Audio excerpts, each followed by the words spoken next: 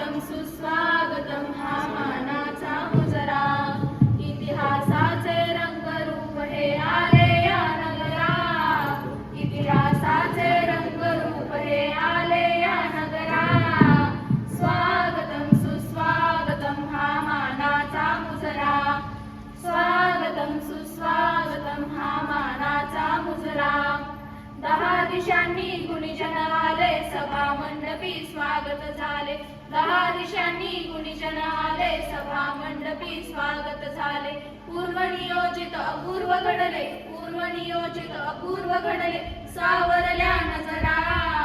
स्वागतम सुस्वागतम हा मानाचा मुजरा. स्वागतम सुस्वागतम हा मानाचा मुजरा. नम्र कलेचे कुणी उपासक कुणी तपस्वी कोणी साधक. नम्र कलेचे कुणी उपासक कुणी तपस्वी कोणी साधक. शिल्पकार हो सारे कल्पक. शिल्पकार हो सारे कल्पक जीवन या समरा. स्वागतम सुस्वागतम हा मानाचा मुजरा. स्वागतम सुस्वागतम हा मानाचा मुजरा. स्वरांनी फुलांनी करू स्वागता. मिळे जीवनाला इथे धन्यता. स्वरांनी फुलांनी करू स्वागता. मिळे जीवनाला इथे धन्यता. जनांचा इथे धुंद मेळा भरे. स्मृती व्यापुनी चालल्या सुस्वरे. अशा या स्मृतींनी करू प्रार्थना. मिळे जीवनाला इथे धन्यता. स्वरांनी फुलांनी करू स्वागता. मिळे जीवनाला इथे धन्यता. असे आज सद्भाग्य हे लाभले. तुम्ही आज हे छत्र सन्मानिले. नमो भारता नमो देवता. मिळे जीवनाला इथे धन्यता. स्वरांनी फुलांनी करू स्वागता. मिळे जीवनाला इथे धन्यता. मिळे जीवनाला इथे धन्यता. मिळे जीवनाला इथे धन्यता.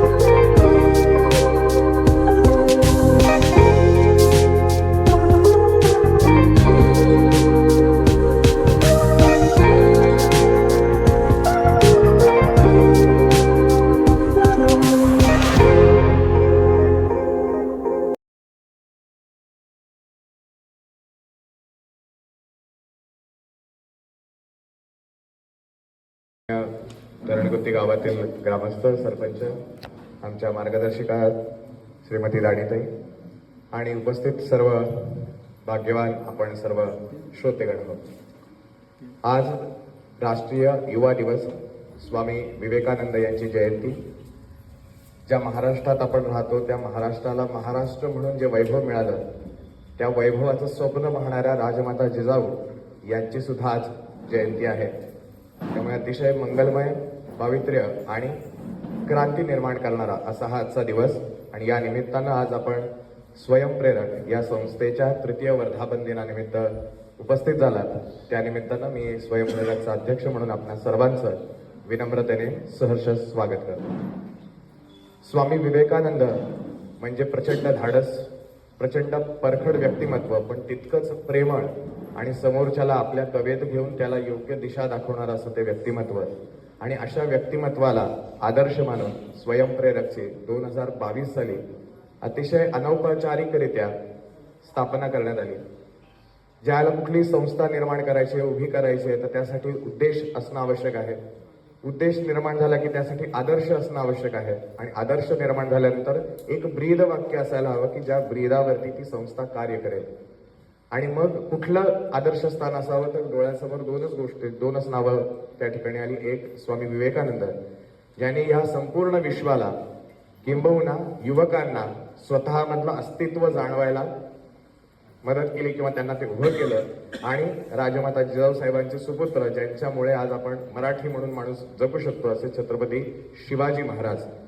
एक जे आहेत ते कर्मयोगी आहेत, ज्यांनी अखंड आयुष्यभरती हे राज्य व्हावे ही तो श्रींची इच्छा या एका ब्रीदावरती कार्य केलं. त्यांनी कधीही सांगितलं नाही हे माझं राज्य आहे, हे स्वराज्य आहे, ही श्रींची इच्छा आहे. असे छत्रपती शिवाजी महाराज यांच्यापेक्षा दुसरा आदर्श कोणी नसावा. कारण स्वयंप्रेरकची स्थापना करण्यामागे पहिला उद्देश होता की आज भारत हा संपूर्ण विश्वामध्ये युवकांचा देश म्हणून ओळखला जातो. की संपूर्ण जगामध्ये भारतामध्ये ही युवकांचं जो एज ग्रुप आहे, तर त्यातली लोकसंख्या जास्ती आहे. आणि ह्या युवकांकडे प्रचंड सामर्थ्य आहे, प्रचंड ऊर्जा आहे, परंतु दिशाहीन आहे. नेमकं कुठं जायला पाहिजे हे जर योग्य वेळेला जर ते मार्गदर्शन मिळालं नाही तर दिशा भरकटण्याची संधी भरपूर आहे. आणि आम्ही ज्या शहरातून या स्वयंप्रेरकची स्थापना केली त्या पुण्यामध्ये काय चालतं याची आपल्याला कल्पना आहे. हा आजचा युवक जो शिक्षणासाठी म्हणून पुण्यात येतो, परंतु योग्य दिशा जर नाही मिळाली तर तो किती भरकटू शकतो याचीही उदाहरण आपण आज सोशल मीडियावरनं पाहतो. तर अशा वेळेला त्या युवकांना योग्य दिशा देता यावी यासाठी हा स्वयंप्रेरकचा उद्देश. त्यांच्यामधलं हे जे साहस आहे, त्यांच्यामधलं ही जी ऊर्जा आहे, याचा जर खऱ्या अर्थाने आपल्या देशासाठी, आपल्या धर्मासाठी जर आपल्याला उपयोग करून घेता आला तर निश्चित ते देशासाठी महत्वाचं ठरेल. आणि त्या उद्देशाने खास करून 18 ते 35 हा वयोगट या कार्यासाठी निवडण्यात आला. आणि मग ह्या स्वयंप्रेरकांना, स्वयंप्रेरक हा शब्द तुम्ही कदाचित पहिल्यांदा ऐकला असेल. आपल्याला प्रेरक म्हणजे माहिती आहे की जो प्रेरित होऊन कार्य करतो त्याचं प्रेरक. पण हा प्रेरक जो आहे, आजकालची मुलं सोशल मीडियावरती जी बरेचशी शोधतात ते म्हणजे मोटिवेशन. की कोणीतरी येईल, कोणीतरी माझा मोटिवेट करेल आणि मग मी काम करेल. आणि ते मोटिवेशन किती दिवसापर्यंत राहतं, आज वाचलं, आज ऐकलं की पुढच्या 2 दिवस 3 दिवस राहतं, चौथ्या दिवशी परत बारगळलेलं असं. मग हे जे मोटिवेशन आहे, हे जर त्याच्या आतूनच आलं, दॅट इज कॉल्ड इन्स्पिरेशन. की ही ऊर्जा जी आहे त्याला जर स्वतःमधली कळली की त्याला मोटिवेशनची इतरांकडनं गरज नाहीये, तर तो सेल्फ मोटिवेटेड आहे, स्वयंप्रेरित आहे. जसं आजकाल आपण ॲटोनॉमस गोष्टी ऐकतो की प्रत्येक गोष्ट ॲटोनॉमस आहे, ॲटोमॅटिक आहे, की ती स्वयंचलित आहे, तिला दुसऱ्या कोणाची मदत नाही लागत. तर त्याचप्रमाणे हा जो युवक आहे, हा जर स्वयंप्रेरित झाला तर त्याला ह्या इतर मायाजालामध्ये अडकण्याची गरज पडणार नाही. मग असं स्वयंप्रेरणा देण्यासाठी स्वामी विवेकानंदांसारखं दुसरं व्यक्तिमत्व नाही. ज्यांनी निर्माण केलेलं साहित्य, त्यांचे विचार हे युवकांपर्यंत पोहोचून त्यांच्यामधलं सामर्थ्य. आणि दुसरी एक गोष्ट अशी आहे की ज्या वेळेला माणूस खचतो, मानवी स्वभाव आहे की स्वयंप्रेरणा काय नेमकं करतं, तर माणूस ज्यावेळेला खचतो त्यावेळेला पर्याय शोधायला लागतो. मग कधी नशीब नावाचा एक पर्याय शोधतो, कधी आणखीन कुठेतरी जाऊन तो पर्याय शोधणं की कुठेतरी मला आराम मिळेल. पण जोपर्यंत हा स्वयं जागा होणार नाही, स्वामीजींचं एक वाक्य आहे, उद्यमम साहस धैर्य बुद्धिशक्ती पराक्रमः षडेते यत्र वर्तन्ते तत्र दैवम सहाय्यकृत. की जो युवक आहे, देव कधी काम करेल, भगवान जो आहे, परमेश्वर जो आहे, ते त्याला मदत करण्यासाठी तत्पर आहे. पण तो कधी कार्य करेल, ज्या वेळेला तो स्वतःमधलं धाडस दाखवेल. निर्णय घेण्याचे त्याचं धाडस जे आहे हे जोपर्यंत त्याच्यामध्ये डेव्हलप होणार नाही तोपर्यंत भगवंताकडनं कितीही अपेक्षा ठेवली तरी तो भगवंत आपल्याला कृपा आशीर्वाद देणार नाही. तर ह्या कृपा आशीर्वाद प्राप्त करण्यासाठी स्वामीजींनी हे 6 गुण युवकांमध्ये असावेत हे सांगितलं आणि हे 6 गुण युवकांमध्ये जे आहेत त्याला थोडंसं पॉलिश करता येईल का हा प्रयत्न म्हणून स्वयंप्रेरकची स्थापना झाली. पूर्णतः ऑनलाईन आहे. आज इथे सर स्वामीजी सांगायला आवडेल बाकी सर्वांनाही की आता उपस्थित असलेल्यांमध्ये सातारा, सांगली, कराड, अमरावती, मुंबई अशा आणि नाशिक अशा वेगवेगळ्या ठिकाणावरनं हे युवक खास कार्यक्रमासाठी आपल्या धरणगुत्ती गावामध्ये आले. आम्हाला स्वयंप्रेरकचा अर्थ या सगळ्यांनाच समजला असेल आता. धन्यवाद. त्यानंतर ज्यांची बाग फुलून आली त्यांनी 2 फुलं द्यावीत, ज्यांचे सूर जुळून आले त्यांनी 2 गाणी गावीत, प्रेमाचे हे शब्द आणि सत्कार आमचे स्वीकारावे. वेळात वेळ काढून आलेल्या मान्यवरांचा आपण सत्कार करणार आहोत. व्यासपीठावरील कार्यक्रमाचे प्रमुख वक्ते माननीय स्वामी बुद्धानंद यांचा सत्कार करण्यासाठी मी निमंत्रित करते माननीय सागरदादा.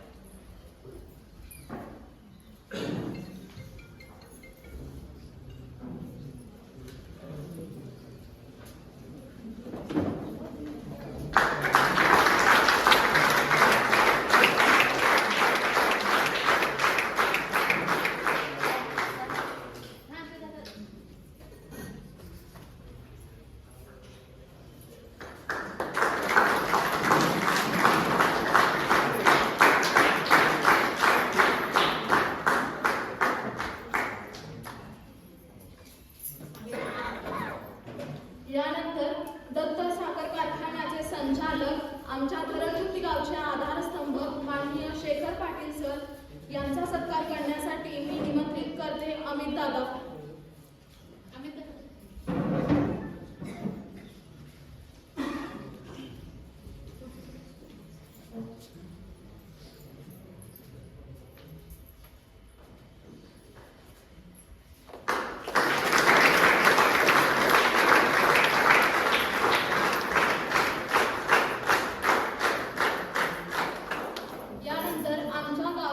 ग्रामसेवक माननीय चंद्रकांत केंबळे सर यांचा सत्कार करण्यासाठी मी परत आमंत्रित करते अमित दादा.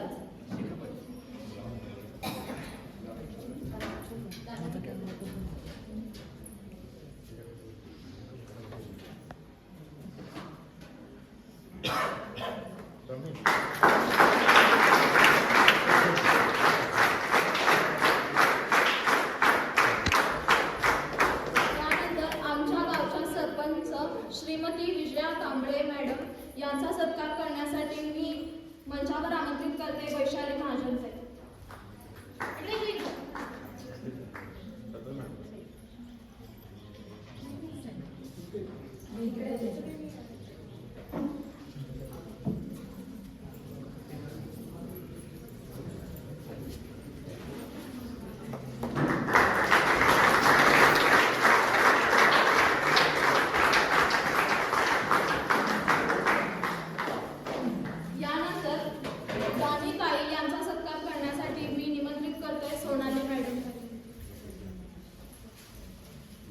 Professor Sonali madam.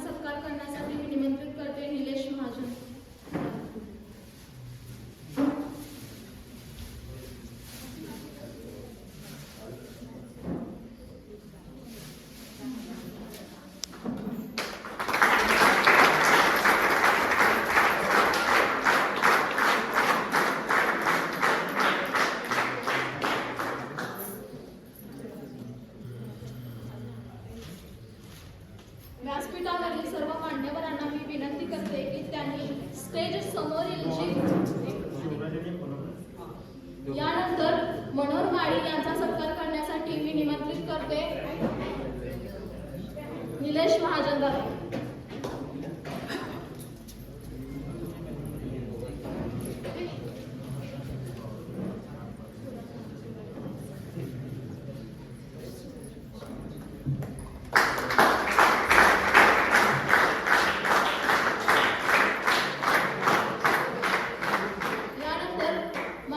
शिवराज पवार यांचा सत्कार करण्यासाठी मी निमंत्रित करते विजय बेळंके.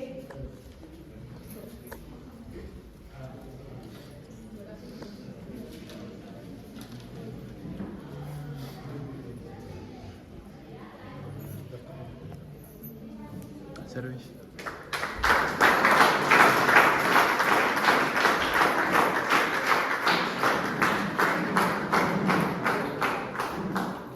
व्यासपीठावरील सर्व मान्यवरांना मी विनंती करते की त्यांनी स्टेज समोर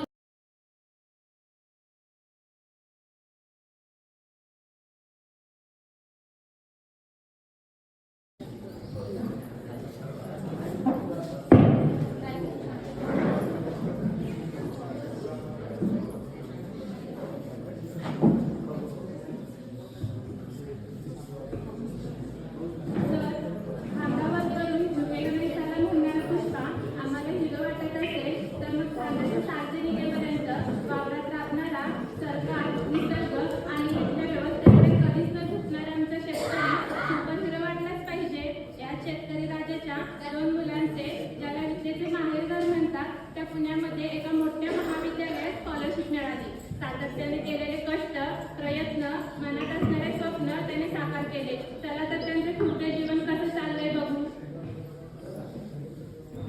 किती छान आहे रे सगळं.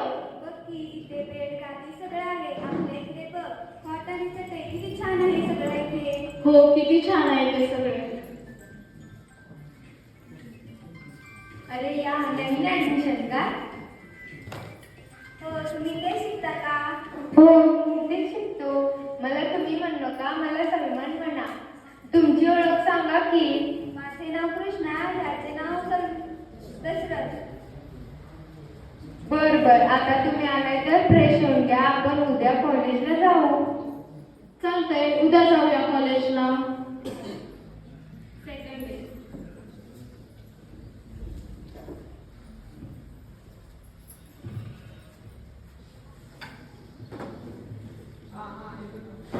आज आपल्या कॉलेजमध्ये नवीन ऍडमिशन आहे. गावाकडच्या कॉलेजमध्ये हे दोघं टॉपर होते. आजपासून आपल्या कॉलेजमध्ये जॉईन होणार आहे.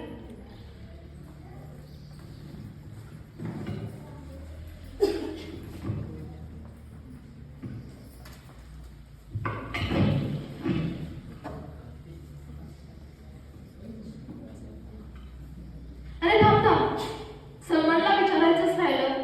सलमान, मला कॉलेजची लायब्ररी दाखवल्या. मला पुस्तकं वाचायची खूप आवड आहे. ते देतील का पुस्तकं आम्हाला? लायब्ररी नाही रे, मी कॉलेजला आल्यावर हॉस्टेल आणि कॅन्टीन एवढंच करतो.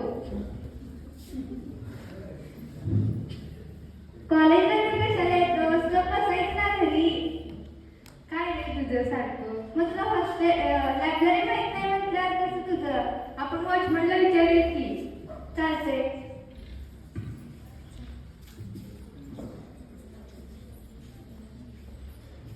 हे छान आहे पुस्तक. एवढं मोठं एका दिवसात हे वाचून लय हुशार आहे बाबा तुम्ही.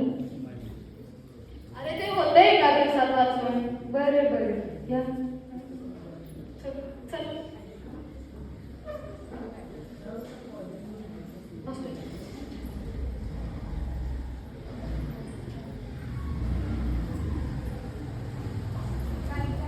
काय रे? काय नाही बघ. तुमची मला इन्स्टा आयडी द्या की. Insta ID? ते काय असतंय? तसलं काही माहित नाही आम्हाला. तुम्ही घरी कसं बोलणार आहे? तुमच्याकडे मोबाईलच नाही तर. आहे की छोटासा. कोणत्या काळात जगताय तुम्ही? तुम्हाला अशी काय म्हणलास? कसली आयडी ती? तसलं काही नाही आमच्याकडे. पण आमच्या आयुष्याचं सार मार्ग दाखवणारे एक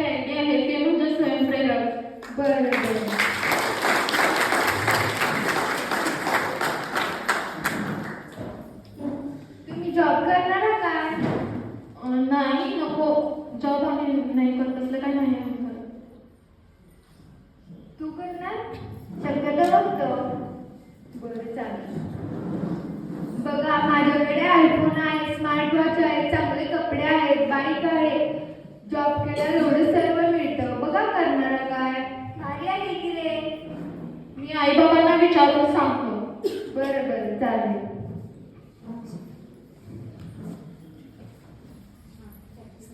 दोघेही घरी बोलून येतात. कृष्णाला जॉब करण्याची परवानगी मिळत नाही, पण दशरथ घरच्यांची न ऐकता जॉब करण्यास सुरुवात करतो.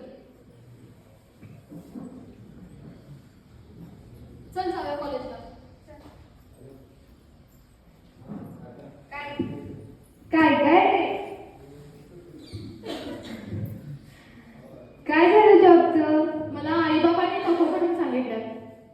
मी करणार आहे बघ. का रे नाही म्हणत आहेस? त्याला पण नकोच म्हणलेलं, पण हो जबरदस्ती करायला.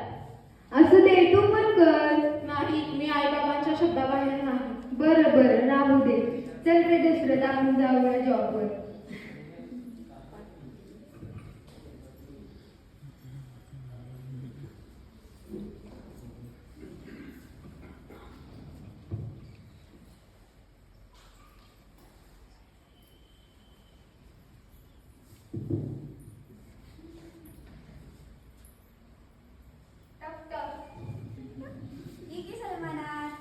अरे चल की, आपल्याला जॉबवर उशीर व्हायलाय. आलं थांब, जरा आवडताना येतो. एवढं काय आवडतोस? असं काय कर. चल बाबा तुझ्या आता. बस मी आला आवडून. तुझं लय असते. कृष्णा तू पण चल की आमच्या सोबत. नाही, आज शनिवार आहे, स्वयंप्रेरणाचं सेशन आहे, मी काय नाही येत. 9 वाजता आलं. एक दिवस चुकलं तर काय होतं? नाही, मला दीदीला सगळं सांगायला लागतं घरी, त्यामुळे मी नाही येणार. अरे सलमान काय करत आहे बघूया तुझे. याचं बास सारखं नाही करत असतो. काय रे काय म्हणत आहेस? कुठलं स्वयंप्रेरक? स्वयंप्रेरक ही एक युवक आणि युवकांच्यासाठी काढलेली एक संस्था आहे. यामध्ये युवकांच्या कलागुणांना, त्यांच्या प्रेरणांना वाव दिला जातो आणि स्वयंप्रेरक म्हणजे बरं राहू दे, आम्हाला उशीर व्हायला आम्ही जातो. धड ऐकून पण घेणं झालं माझं. सारखं बडबडत असते हा. माझा अभ्यास राहिलाय ह्यांच्या नादात.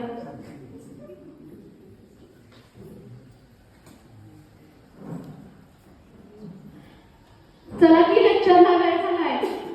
तू चल आम्ही आलो. आता लेक्चर लेबल करायला येतच नाही लेक्चरला. हॅलो, लेक्चर चालू झालंय, कुठे आहे तुम्ही? ठेव फोन, आलो आम्ही. या लवकर.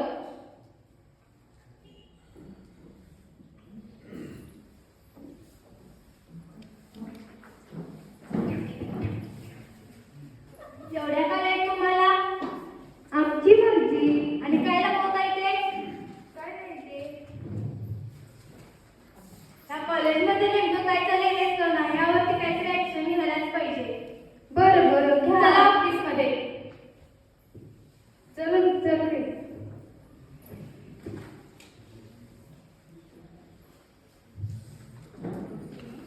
हे घ्या तुमची अर्जी आणि निघा इथून. जातो, आम्हाला दुसरीकडे ऍडमिशन मिळू शकते. मिळत असले तर तिकडे जावा. हो. सलमान आणि दशरथ हे दोघेही व्यसन करून कॉलेजमध्ये गोंधळ घातल्यामुळे या दोघांनी कॉलेजमधून काढून टाकलं. अध्यात्म म्हणताना पहिले जर काही होत असेल तर आपला विवेक जागृत होतो. सत आणि असत यातील भेद जाणवायला लागतो. त्यायोगे माणूस पुढील प्रवास करू लागतो. पण बऱ्याचदा विवेकाच्या भ्रमात राहून आपण नेमके काय करत आहोत याची जाणीव मनुष्याला होत नाही. कारण विवेकाच्या नावाखाली जो अविद्येच्या प्रभावाखाली अडकतो त्याला सत म्हणून आयुष्य अभावनेने जगू लागतो. दशरथ हा निराश होऊन गावी गेला, पण घरी येऊन बाहेर लोकांना तोंड दाखवण्याची त्याला लाज वाटू लागली. वाईट काम, संगत, व्यसनामुळे झालेली शारीरिक अवस्था रोजगार करण्यासाठी साथ देत नव्हती. त्यामुळे चोरी सुद्धा करू लागला. पैसे नसल्यामुळे होणारी मनाची चंचल ही आई वडिलांच्या मारण्यापर्यंत ह्याची मानसिकता गेली. हॅलो दशरथ, हा बोल की. कुठे आहेस तू? आहे घरी. काय करतोयस आता? काय नाही मी गावी येत आहे आज माझं टाटा कंपनीमध्ये सिलेक्शन झालंय. मी येत आहे आईवडिलांना बातमी देण्यासाठी. काय सांगतोस? अभिनंदन. मी येतो तुला भेटायला घरी आल्यावर. हां ठेवतो फोन. हा.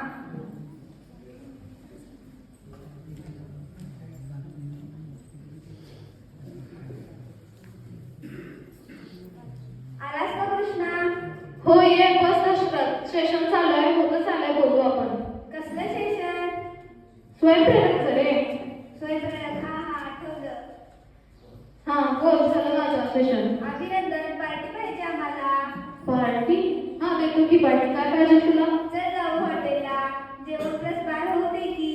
आमच्याकडे काय कसली पार्टी नसते. आमची पार्टी वेगळी असते. ग्रंथालयात पुस्तकं देणे, गरिबांना मदत करणे असली असते आमची पार्टी. तू होणार का यात सहभागी? कसं सुचतं हे सगळं तुला? स्वयंप्रेरकमुळे. मला पण सांग ना ते. हो नक्कीच. चल स्वयंप्रेरकची दारे कायम सर्वांसाठी उघडीच असतात.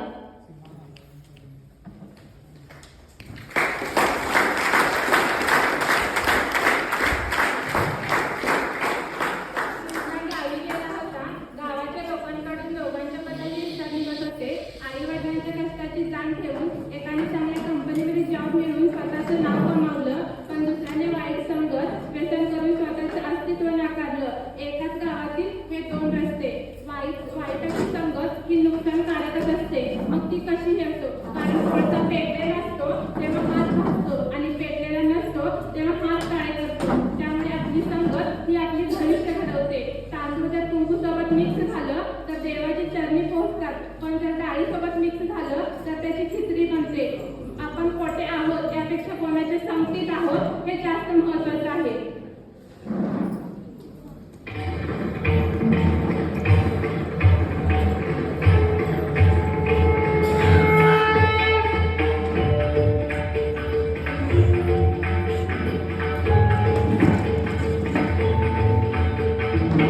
शोधून शिंगा जीवाकारी सानुराही पोचलका दारुदारी निरकल भारी हांगत घातली जाणका श्याम मुरारी कुंज देवारी घोष देवारी निरकलका पाठ मराठा गावाराची आज कोणी तरी गावाला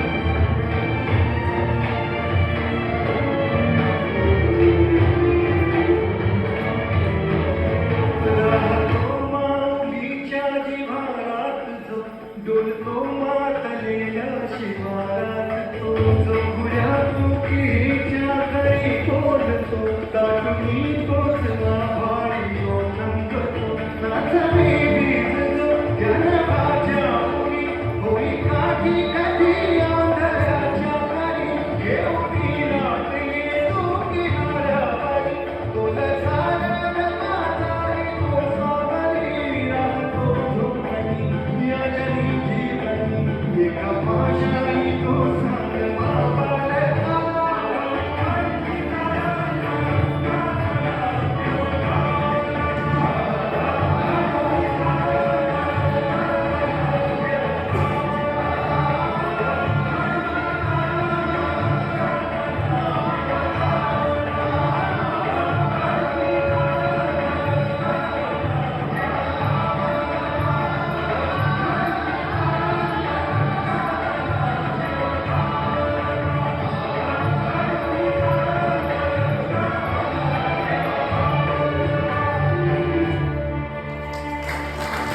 त्याच्यामुळे जसं टेस्टिंग झाला होता त्यालाही त्यांनी स्वयंप्रेरकमध्ये आणलं आणि वाईट गोष्टींपासून दूर केला. अलीकडच्या काळात लोक स्वतःच्या मस्तीमध्ये जीवन जगताना दिसत आहे. हवेमध्ये उडणाऱ्या पक्षाला देखील दोन थेंबासाठी जमिनीवर यावं लागतं बरं का. म्हणून वेळी सावध राहा, कारण हवेमध्ये उडणारा एकदा जर जमिनीवर आपटला की तो जमिनीवर उभारण्याचे सुद्धा पात्रतेचे राहत नाही. म्हणून स्वयंप्रेरकच्या शिक्षणामुळे स्वतःच्या मनामध्ये जे ध्येय होतं त्या ध्येयापर्यंत पोहोचलं. आयुष्याला एक मार्ग म्हणजे स्वयंप्रेरक. मनात उमलणारं स्वप्न प्रत्यक्षात साकार करणारा मार्ग म्हणजे स्वयंप्रेरक. याच मार्गावर सतत चालून कष्ट करून अभ्यास करून कृष्णाने टाटा कंपनीमध्ये प्रमोशन झाले, तर सलमान महाराष्ट्र पोलीस झाला आणि नंतर मेडिकल कॉलेजमध्ये टॉप झाला.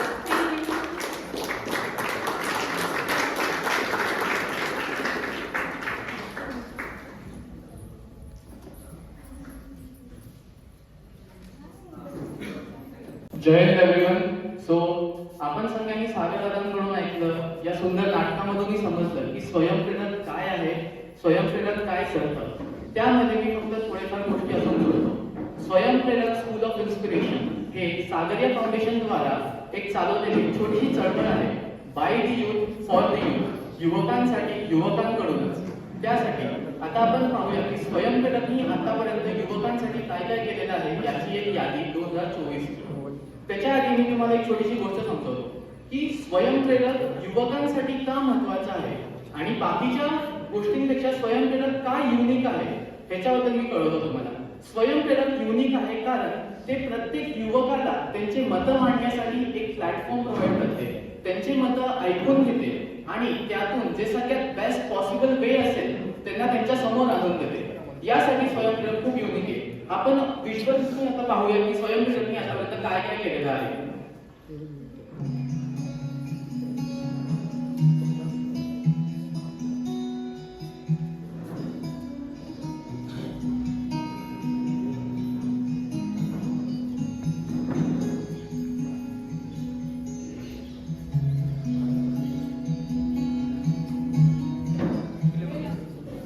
स्वयंप्रेरक यांचे रोल मॉडेल छत्रपती शिवाजी महाराज आणि स्वामी विवेकानंदांवरती आधारित होते.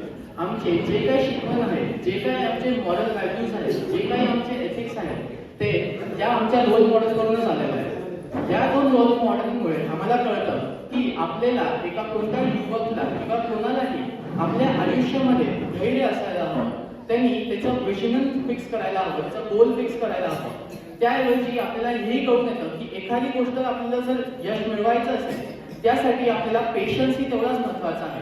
या मुलाच्या सारे गोष्टींवरती चालणाऱ्या स्वयंप्रेरकचे या रोल मॉडेलला मनापासून वंदन करेन.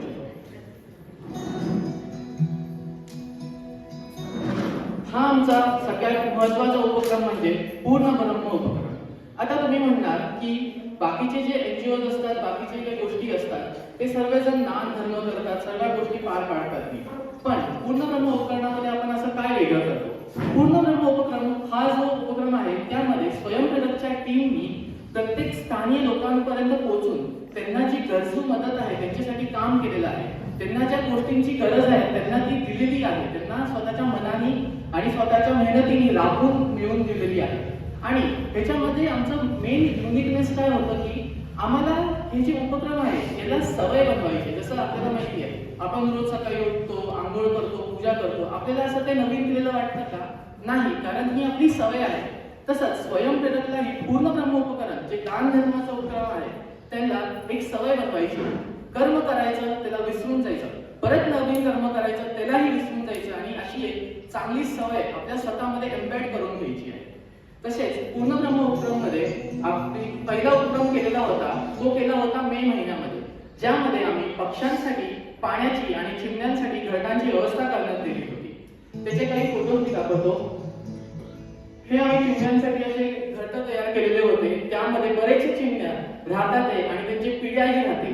आणि हे जे कम्प्लीट स्ट्रक्चर आहे ते त्यांना पावसापासून, उन्हापासून, बाकी सगळ्या कॅलॅमिटीज पासून खूप प्रोटेक्ट करून ठेवतात.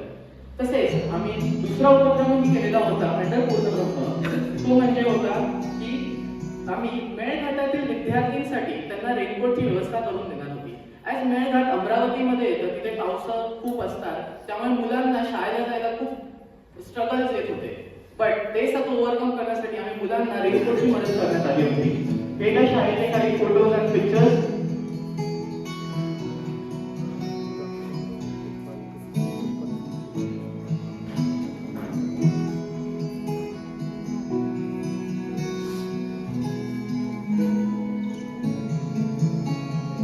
उपक्रम मी जो जुलैमध्ये केलेला होता त्यामध्ये आम्ही वारकऱ्यांसाठी एक मृदुंग, 5 टाळ आणि त्यासोबत त्या वारकऱ्यांचे चालत चालत जे पाय जमून जातात त्यांच्या पायासाठी आम्ही फूट मसाज मशीन आणि कासर खायची मशीन त्यांना प्रोव्हाइड केलेली होती.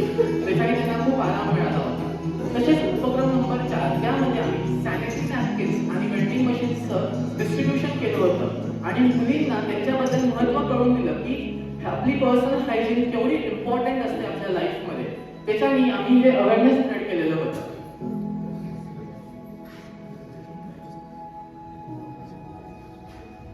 आमचा उपक्रम नंबर 5 जो सप्टेंबरमध्ये केलेला होता त्यामध्ये आम्ही मूकबधिर मुलांच्या शाळेमध्ये जाऊन त्यांना प्रोजेक्टरची मदत केली होती.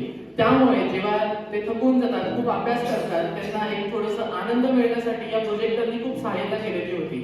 एका क्षेत्राखाली बरेचसे मुलं त्या प्रोजेक्टरचा आनंद घेऊन गोष्टी शिकतातही आहे, एन्जॉयही करतात आणि नवीन प्रकारे गोष्टी पाहतही आहेत. तसेच उपक्रम 6 मध्ये आम्ही वसुबारसच्या निमित्ताने गायांसाठी आणि त्यांच्या रिहॅबिलिटेशन सेंटरला जाऊन त्याची मदत केलेली होती. गायांना कसं जपावं, कसं ठेवावं याबद्दलही आम्ही खूप काही शिकलो होतो. त्यामुळे आम्हाला प्राण्यांबद्दल मनापासून एक आतुरता निर्माण झाली. उपक्रम 7 मध्ये आम्ही वृद्धांसाठी व्हीलचेअर आणि मेडिकल बेडची व्यवस्था करून दिलेली होती. त्यामध्ये त्या वृद्धांना आराम करायला व्यवस्थित बेड आणि व्हीलचेअर नव्हते, त्यामुळे स्वयंप्रेरकनी एक शॉर्ट व्हिडिओमध्ये त्यामध्ये व्हीलचेअर आणि बेड दिलेले होते.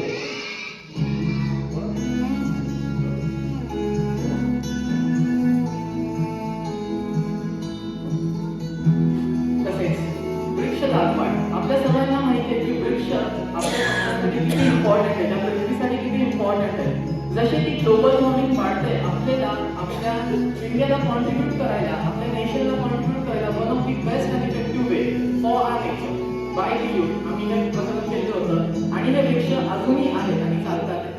तसंच आमचा सगळ्यात छान उपक्रम होता तो होता शिव अभियान. त्यामध्ये छत्रपती शिवाजी महाराजांबद्दल त्यांचे जे नैतिक मूल्य होते त्यांना आम्ही लोकांपर्यंत, त्या युवकांपर्यंत पोहोचवले. त्यामुळे ते इन्स्पायर झाले आणि आम्ही असेच पिढ्यानपिढ्या लोकांना त्यांच्या धैर्याबद्दल, त्यांच्या विजनरी आयडियाजबद्दल, त्यांच्या पेशन्सबद्दल शिकवून त्यांना अजून पुढे घेऊन चालतो.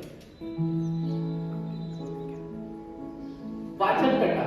आता तुम्ही सर्वांनी ऐकलं असेल की वाचाल तर वाचाल, पण कधीच आपण कधी वाचत नाही. सो वाचन कटा ज्यावेळी आम्ही काय केलेलं होतं की एखादा व्यक्ती ज्यांनी एखादी पुस्तक वाचलेली आहे तो समोर येतो आणि त्या पुस्तकाला 1 तासामध्ये संपूर्ण समराइज करून डिलिव्हर करतो. So it's like a audio book with some visuals. So आमचे युवप्रेरक मधले जे काही मुलं होती त्यांनी या सगळ्यांचे काम केलेले होते. जसे की psychology of money Sarvesh Bendre दादा, you can win by Om Patil, त्यानंतर Himalayan master by Devyani Bhosale, असेच अनेकशी पुस्तकं आमच्या स्वयंप्रेरकच्या युवकांनी बाकीच्या युवकांना समजून सांगितले होते.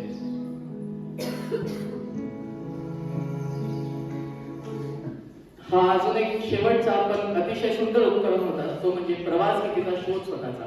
आपण नेहमी पाहतो की भगवद्गीता आपल्या आयुष्यामध्ये महत्वाची, कधी ना कधी आपण एक कानावरती ऐकलंच असतं. पण आपल्याला गीता नुसती वाचून समजत नाही, आपल्याला त्याला मनापासून ऍक्नॉलेज करावं लागतं, गीतेला सरेंडर जावं लागतं. त्यासाठी सागरदानी सरांनी पर्सनली प्रत्येक अध्यायाला त्यांचे जे तत्वज्ञान होते त्यांना आपल्या लाईफमध्ये कसे इम्प्लिमेंट करावे याबद्दल आम्हाला शिकवलं होतं. भले ते छोटे गोष्टी का नसो, या उपक्रमाद्वारे आम्ही युवकांना सांगत होतो की तुम्ही गीतेचे जे काही अध्याय शिकलेले आहात त्यांना लाईफमध्ये इम्प्लिमेंट करा, विच कॅन हेल्प यू की तुम्ही अजून पुढे जाऊन ग्रो करणार. आणि या गीतेचा जो सगळा सारांश असतो तो मानवी जीवनाला खूप एक नवी दिशा प्रोव्हाइड करून देतो. हे आमचं वाद संवाद होतं, ज्यामध्ये दोन विभाग जे होते ते वादविवाद करायचे, पण हे साधे वादविवाद नव्हते. या वादविवादामध्ये जसे की एक पार्टी आणि दुसरी पार्टीमध्ये विवाद व्हायचे तर आपल्याला कळून बसायचं की कोण बरोबर आहे.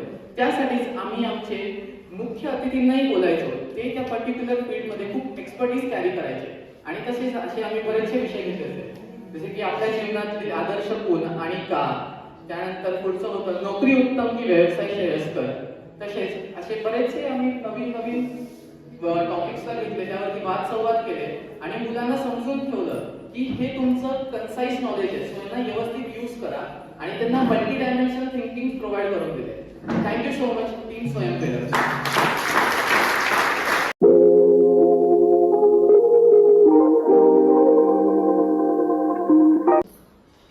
मी वैशाली महाजन. स्वयंप्रेरकला जॉईन झाल्यापासून निर्णय क्षमता खूप विकसित झाली. आपल्यासाठी काय योग्य काय अयोग्य हे ठरवायला स्वयंप्रेरकचे सेशन्स खूप मदत करतात. आपल्या कोणत्या कृतीचे परिणाम आपल्याला पुढील जीवनात यशस्वी करतील आणि काय टाळावे हे समजायला मदत होते. विनाकारणचे टेन्शन चिंता यामध्ये अडकून पडण्याची सवय आता बंद झाली. मनाला नेहमी चांगल्या विचारांचे इनपुट्स द्यावे. हे करीत असताना येणाऱ्या अडचणी यावर कशी मात करावी आणि आपल्या ध्येयावर कसे कायम राहावे हे आता समजते. सर्वात महत्त्वाचे म्हणजे स्वयंप्रेरकमुळे जीवनाचे ध्येय काय असावे हे यात स्पष्टता आली. त्यासाठी स्वयंप्रेरकचे खूप खूप धन्यवाद. तसेच अजून एक active member Satish Patil from Dombivli, आपण त्यांच्याबद्दल आता ऐकूया. समर्थ, मी सतीश पाटील डोंबिवली. सागर दादा, तुम्हाला माझा नमस्कार. स्वयंप्रेरक या ग्रुपमध्ये मी आल्यापासून व दादांचे मार्गदर्शन मिळाल्यापासून माझ्या मानसिक स्थितीत बराच फरक पडला आहे. तसेच आपली उद्दिष्ट ध्येय किंवा कल्पना साध्य करावी याची प्रेरणा देखील मला स्वयंप्रेरक या ग्रुपमार्फत मिळाली. तसेच जीवनाच्या विविध क्षेत्रात ज्ञान व यश मिळावे याची प्रेरणा देखील या स्वयंप्रेरक ग्रुपमार्फत तसेच दादांच्या मार्गदर्शनामुळे मला मिळाली. अडचणीचा सामना कसा करावा, आत्मविश्वास कसा वाढवावा या स्वयंप्रेरक ग्रुपमार्फत मला दादांच्या मार्गदर्शनामुळे मिळाले. तसेच माझ्या मनात सतत निगेटिव्ह विचार फार येत असत, परंतु दादांच्या मार्गदर्शनानंतर बऱ्याच गोष्टींचा पॉझिटिव्ह विचार करू लागलो. आणि दुसरी गोष्ट म्हणजे या ग्रुपमध्ये आल्यानंतर मी बऱ्याच जणांशी जोडलो गेलो व तसेच मला सेवा करण्याची संधी मिळाली. त्याबद्दल मी दादांचे तसेच स्वयंप्रेरक ग्रुपमधील सदस्यांचे खूप खूप धन्यवाद मानतो. श्री स्वामी समर्थ. या सर्वांसोबत एक शेवटचा मुद्दा म्हणजे की स्वयंप्रेरकने जे काही उपक्रम केलेले आहेत युवकांसाठी, ही एक त्यांच्यासाठी एक आमच्याकडून केलेली छोटीशी सेवा होती. आणि ही सेवा आम्ही स्वतःही करतो, दुसऱ्यांना आमच्याशी जोडून त्यांनाही करायला लावतो. त्यामुळे आपल्याला ग्रॅटिट्यूड या शब्दाचा अर्थ कळून येतो.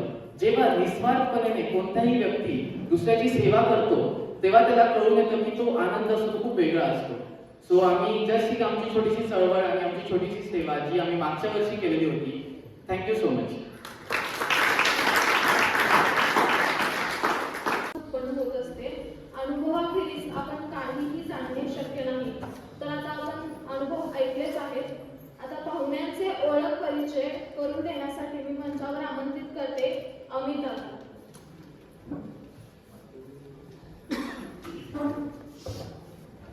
सर्वांना नमस्कार.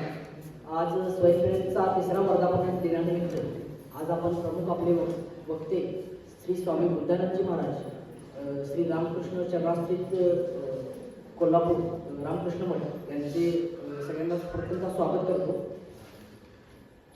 स्वामींचा परिचय सांगायचा झाला तर इंजिनिअरिंग पदवीतली संपादन करून एका उद्योगामध्ये त्यांनी 4.5 वर्षामध्ये एक चांगला अनुभव घेतला. त्यानंतर ते स्वामी विवेकानंदजींच्या विचाराने प्रेरित होऊन अगदी 1996 मध्ये राजकोट जिथे गुजरात आहे तेथे रामकृष्ण मठ आणि रामकृष्ण मिशनमध्ये सामील झाले. तेथे त्यांनी विविध सेवाभिमुख कार्यामध्ये त्यांनी 2008 पर्यंत सेवा केली. राजकोटच्या वास्तव्यादरम्यान त्यांनी 1998 मध्ये जामनगर जिल्ह्यातील जिथे चक्रीवादळ मोठ्या प्रमाणात झालं होतं त्या लोकांची अगदी उत्कृष्ट पद्धतीने सेवा केली. त्यानंतर 2001 मध्ये त्यांनी भूज जिल्ह्यामध्ये भूकंपास लोकांच्या पुनर्वसन प्रकल्पात एक भाग घेतला आणि जवळच्या भागामध्ये जवळजवळ 12 वर्षे त्यांनी 2009 ते 2021 श्री रामकृष्ण मठाच्या पुणे केंद्राची सेवा केली.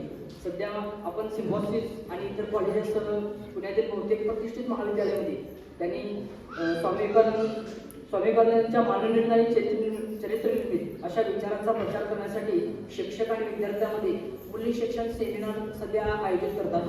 ते त्याचे प्रमुख देखील आहेत आणि UGC आपण त्याला युनिव्हर्सिटी कमिशन इंडिया असे म्हणतो. विद्यापीठ अनुदान आयोगाचा एक केंद्र असलेली संस्था आहे. त्यामध्ये केंद्र ठेवते त्यामध्ये की यामध्ये स्वामींचा एक मोठा अनमोल वाटा आहे आणि देशातील संपूर्ण भारतातील विद्यापीठ आणि संस्थांना ते अगदी अभिप्रेतपणे भेट देत असतात.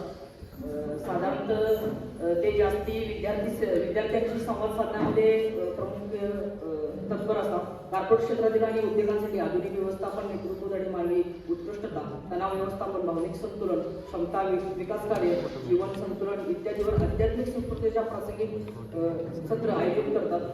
तसेच पुणे अकॅडमी, पॅम्पलेट इत्यादी काही प्रमुख संस्थांमध्ये यशस्वीरित्या त्यांचे अगदी कार्यक्रम उत्कृष्टरित्या पार पाडले आहेत. तर स्वामींचा असा अल्पचा परिचय. एखादं जर मनुष्याने विचार केला की मी दानामध्ये जास्तीत आपली संपत्ती, आपल्या घर, गाडी, बंगला वगैरे देऊ शकतो, पण अगदी आपल्या मानवी शरीराचं पूर्ण एखाद्या स्वामी विवेकानंदांच्या विचारात प्रेम इतरांना घडवण्यासाठी आपले जीवन योगदान देणाऱ्या स्वामीजी आपल्याला प्रमुख वक्ता म्हणून लागले. त्यांचं मी स्वागत करतो. धन्यवाद.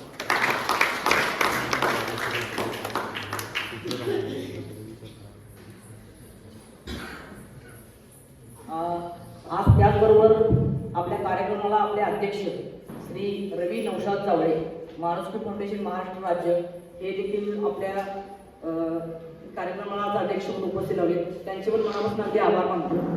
अगदी रविदादांच्या बरोबर सांगायचं झालं तर त्यांची ओळख काय फारशी करून द्यायची अशी वाटत नाही, कारण मुळातच ते अगदी सेवेसाठी आणि इतर कामासाठी अगदी तत्पर असतात.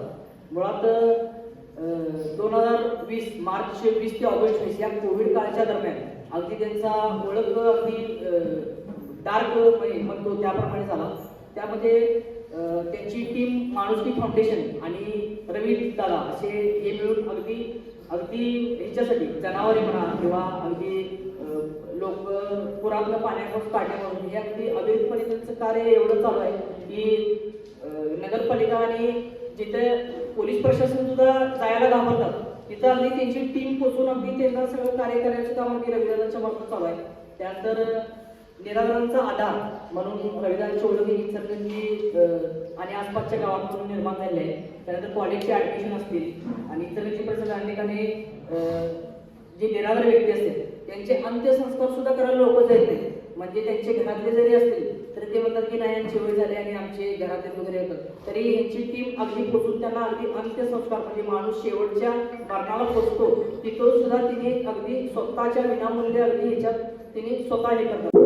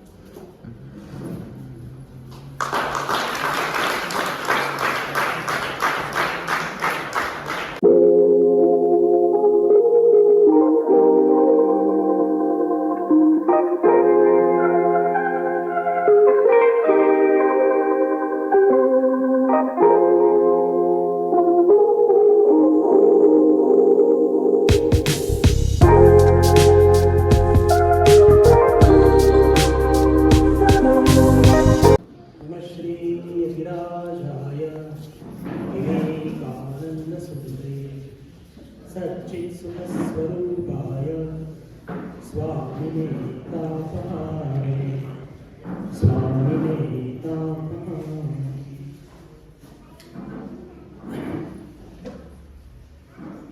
स्वयंप्रेरक या संस्थाचे संचालक श्री सागर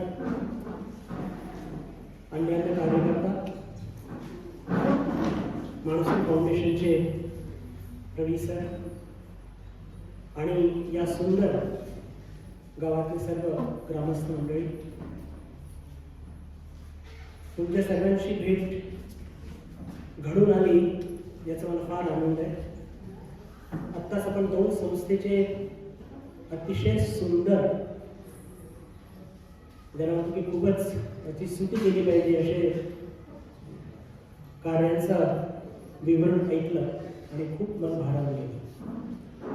दोन्ही संस्थेच्या कार्यकर्त्यांना माझा अनुपूर्वक अभिनंदन.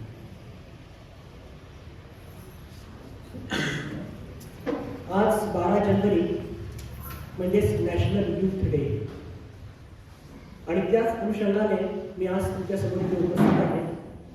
आणि जसं की मला सांगण्यात आलेलं आहे की इथे काही या गावात राहणारे काही मुलं मुली की जे MPSC, UPSC किंवा इतर क्षेत्रात करिअर करत आहेत, तर स्वामीजींकडनं ते कसे प्रेरणा घेऊ शकतात या संदर्भात आपण काही विद्यार्थ्यांशी संवाद साधला. माझं वक्तव्य मी आनंद करीन बंधू भगिनींनो. त्याआधी ज्या संस्थेतून मी आलेलो आहे त्याचा मी अल्पसा परिचय करून देऊ इच्छितो.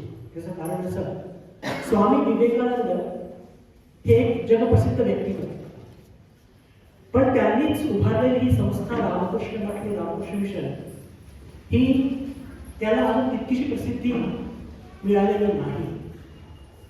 म्हणून सांगू इच्छितो की 1897 साली स्वामी विवेकानंद जेव्हा भारतात परत आले अमेरिकेतून, त्यांनी रामकृष्ण मिशन नावाची ही संस्था स्थापित केली आणि वर्तमानमध्ये जवळपास 220 शाखा संपूर्ण भारतामध्ये आणि 67 शाखा भारताच्या बाहेर कार्यरत आहेत. ज्या शाखा भारतामध्ये कार्य करत आहेत ते काय करतात, तर आम्ही सुद्धा रामकृष्ण मिशनच्या युनिव्हर्सिटीज आहेत, हॉस्टेल आहेत, कॉलेजेस आहेत, हॉस्पिटल्स आहेत, कन्व्हेन्शन सेंटर्स आहेत, रुरल डेव्हलपमेंट सेंटर्स आहेत. 220 सेंटर जे संपूर्ण भारतामध्ये पसरलेले आहेत त्यांच्या माध्यमातून समाजाची सेवा केली जाते. आणि ब्रीद वाक्य काय आहे रामकृष्ण मिशनाचं? आत्ममोक्षार्थम जगद्हिताय च. म्हणजेच काय की जे लोक सेवा करतात त्यांना काय प्राप्त होत असतं? त्यांना प्राप्त होत असतं आत्ममोक्षार्थम. कारण की ज्यांची सेवा केली जाते ती सेवा मी ईश्वराची सेवा करत आहे या बोधाने ती सेवा केली जाते. आत्ममोक्षार्थम आणि जगद्हिताय च, आणि ज्याची सेवा केली जाते त्याला काहीतरी भौतिक लाभ होत असतो. तर या एक बोधवाक्याच्या आधारे हे संपूर्ण 220 प्लस 67 सेंटर कार्यरत आहे. महाराष्ट्राची पण जर चर्चा केली बंधू भगिनींनो तर 5 सेंटर ऑलरेडी कार्यरत आहेत. नागपूर, पुणे, नागपूर आणि मुंबई सगळ्यात सुरू. मग छत्रपती संभाजीनगर, मुंबई आणि पालघर हे कार्यरत आहेत. आता 2 जून 2024 रोजी रामकृष्ण मठ कोल्हापूर याचे सुद्धा औपचारिक उद्घाटन झालेलं आहे. आणि त्या कोल्हापूर केंद्रातूनच मी इथे आलेलो आहे. कोल्हापूरमध्ये राजारामपुरी 11वी गली तिथे सध्या त्याची शहर शाखा कार्यरत आहे. आणि एक मोठी जमीन कळंबा, पाचगाव तिथे आपल्याला मिळालेली आहे. काही सरकारी तरतुदी पूर्ण झाल्या की रामकृष्ण मठ कोल्हापूरच्या वास्तू निर्माणाचं कार्य तिथे आरंभ होईल. आणि तिथे सुद्धा समाज कल्याणार्थ गरजू मुलांकरता हॉस्पिटल, त्याच्या व्यतिरिक्त कम्प्युटर सेंटर, डिस्पेन्सरी, MPSC करता काही कोचिंग व्यवस्था, अशा प्रकारचे जे समाज उपयोगी कार्य आहे ते का तर निशुल्क किंवा अत्यंत अल्प दरात राबवण्यात येणार आहे. ही झाली एक पार्श्वभूमी. मी माझ्या वक्तव्याला पुढे नेईन त्याच्या आधी अजून एक फार महत्वाची गोष्ट आपल्याकडे मांडू इच्छितो आणि ते मांडणं फार प्रासंगिक होईल, कारण की आज 12 जानेवारी म्हणजेच स्वामी विवेकानंद यांचा जन्मदिवस. कोल्हापूर शक्ती आणि भक्तीचं स्थान आणि या स्थानी स्वामी विवेकानंदांनी सुद्धा भेट दिलेली आहे. कदाचित आपल्यापैकी अनेक लोकांना हे माहीत असेल. अमेरिकेत जाण्याच्या आधी जेव्हा ते भारत भ्रमण करत असताना 10 ऑक्टोबर 1892 रोजी ते आले होते आणि जवळपास 5 दिवस ते कोल्हापूरला होते. राधाकृष्ण मंदिर खासबाग तिथे एक थट्टी होती आधी, आता ती नाहीये. तिथे त्यांचा तो निवास होता आणि जवळपास रोजच ते अंबाबाईच्या दर्शनाला जायचे, मा भवानीच्या दर्शनाला जायचे. त्यावेळेसच्या राजमाता आनंदीबाई त्यांच्याशी स्वामींची भेट झाली. राजमाता साहेबांनी स्वामींचं यथायोग्य स्वागत केलं. त्यांना अनेक चीज वस्तू फारच ज्याला म्हणतो की कॉस्टली असा भेट दिल्या. पण स्वामीजींनी म्हटलं की आई, या सर्व गोष्टी माझ्या काही कामाच्या निमित्त मी तर संन्याशी आहे. तेव्हा राजमातांनी त्यांना गेरुवा वस्त्र प्रदान केले आणि कोल्हापूरच्या त्या विशेष वाहना सुद्धा दिल्या होत्या. ते सर्व घेऊन स्वामीजी कोल्हापूरच्या बेळगावच्या प्रवासाला पुढे निघाले. तर म्हणण्याचा अर्थ काय की कोल्हापूर एक शक्तिभक्तीचं स्थान असून स्वामीजींच्या पदरजेने त्याला एक आगळं वेगळं स्थान मिळालेलं आहे. आध्यात्मिक क्षेत्रामध्ये असं म्हणणं काही अयोग्य ठरणार नाही. या पार्श्वभूमी सकट आता मी एक किंवा 2 मुद्दे विशेष करून हे लक्षात घेऊन की माझ्यासमोर काही तरुण विद्यार्थी बसलेले आहेत आणि आपल्या जीवनामध्ये प्रत्येकाला यश हवं असतं आणि स्वामी विवेकानंद हे आम्हाला कसं यश प्रदान करू शकतात त्या संदर्भात आपण चिंतन करण्याचा प्रयत्न करूया. भारतामध्ये बंधू अनेक नेते होऊन गेले, नेते म्हणजे पॉलिटिशियन्स नाही, की ज्यांनी या भारताला प्रसंगी खूप चांगलं एक दिशा निर्देश केलेले आहे. पण तरी सुद्धा त्या सर्व नेत्यांमध्ये स्वामी विवेकानंदांचीच निवड का झाली? एक युथ आयकॉन म्हणून 1984 साली तत्कालीन प्रधानमंत्री त्यांनी घोषणा केली होती की 12 जानेवारी यापुढे राष्ट्रीय युवा दिन म्हणून साजरा केला जाईल. त्याचं कारण स्पष्ट करत असताना भारत सरकार आपल्या बजेटमध्ये स्पष्टपणे लिहिते की ज्या विचारांना घेऊन स्वामी विवेकानंद जगले, ज्या विचारांना घेऊन स्वामी विवेकानंद त्यांनी त्याच्या विचाराचा प्रचार प्रसार केला, ते विचार आजच्या युवकांना योग्य असं मार्गदर्शन करतील आणि म्हणूनच भारत सरकार स्वामी विवेकानंदांचा वाढदिवस हा राष्ट्रीय युवा दिन म्हणून साजरा करेल अशी घोषणा करत आहे. इतक्या सुंदर शब्दामध्ये तत्कालीन प्रधानमंत्र्यांनी स्वामींच्या कार्यांचं आणि विचारांचा आदर केलेला आहे. आता ही सगळी गोष्ट तर झाली, पण पुन्हा प्रश्न जो माझ्या आजच्या या व्याख्यानाचा मुख्य मुद्दा आहे की स्वामीजींमध्ये अनेक गुण होते. त्यांचे गुरु भगवान श्रीरामकृष्ण म्हणायचे की माझा नरेंद्र म्हणजे एक असा कमळ आहे की ज्याला 1000 त्याच्या पाकळ्या आहेत, 1000 पॅटल लोटस असे माझा नरेंद्र आहे. पण कोणते प्रत्येक गुणाची चर्चा तर आज आपण करू शकणार नाही, पण त्यांच्या चरित्रातला एक गुण जो अत्यंत महत्वाचा आहे आणि प्रत्येक युवक, प्रत्येक युवती, प्रत्येक मनुष्याच्या जीवनामध्ये ते गुण असलाच पाहिजे. त्याशिवाय आपल्या जीवनामध्ये आपल्याला यश मिळू शकत नाही. मग तो विद्यार्थी असो की शिक्षक असो, डॉक्टर असो की इंजिनियर असो की कोणी शेतकरी असो.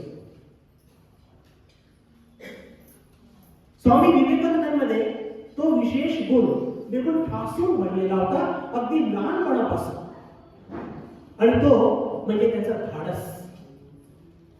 त्यांची निर्भीडता, निडरता, प्रसंगाला सामोरे जाण्याची त्यांची ताकद इतकी जबरदस्त होती, अगदी लहानपणापासून ती होती आणि थेट त्यांच्या पूर्ण जीवनामध्ये त्याचा पण अध्ययन करायचे ऐकल्याचं ते लक्षात येतं की ती उत्तरोत्तर वाढतच गेली.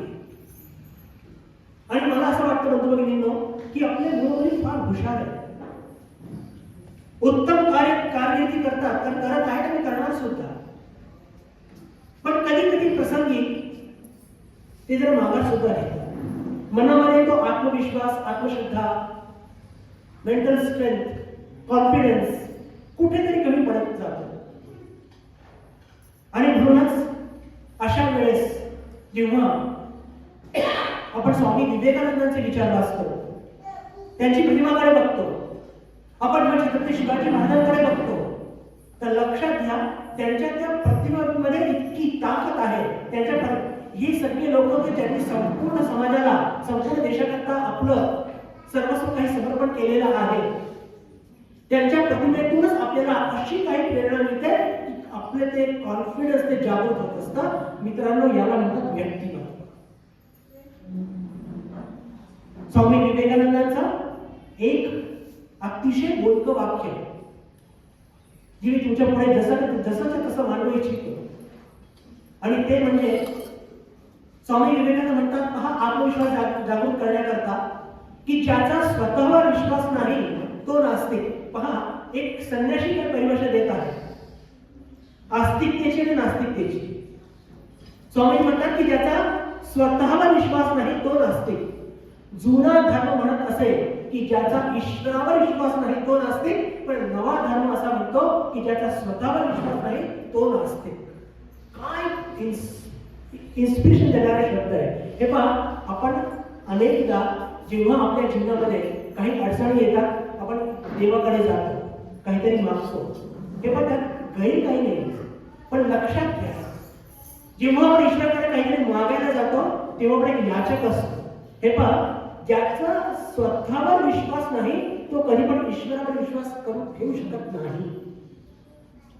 काय बोल्ड वर्ड्स आहेत, किती धाडसाचे शब्द आहेत की ज्याचा स्वतःवर विश्वास नाही तो नास्तिक. तर सगळ्यात पहिलं बंधू भगिनींनो असं वाटतं की आपल्या जीवनामध्ये जर आपल्याला यश कमवायचं असेल तर स्वतःवरती विश्वास करायला आपण शिकलं पाहिजे. आणि ते विश्वास कसं येईल तर ते कृतीतून येत असतं.